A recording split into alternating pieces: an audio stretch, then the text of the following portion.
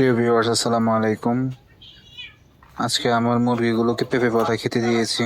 আমার নিচের গাছেরই পেঁপে পাতা এগুলো। তো পেঁপে পাতা খাওয়ানোর মধ্যে অনেক গুণাগুণ রয়েছে। তার মধ্যে কয়েকটা গুণাগুণ আজকে বলবো আপনাদেরকে। এক নম্বর হচ্ছে, এটা খাওয়ালে মুরগির অ্যান্টিবডি তৈরি হয় শরীরে। প্রাকৃতিকভাবে মুরগি খুব সুস্থ থাকে, ভালো থাকে।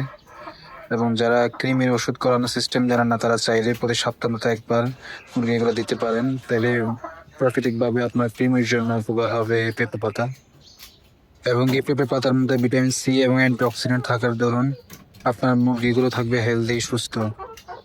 গ্রোথ খুব ভালো আসবে। তো চাইলে সবাই আমার মতো করে মুরগিকে প্রতিনিয়ত পেঁপে পাতা খেতে দিতে পারেন।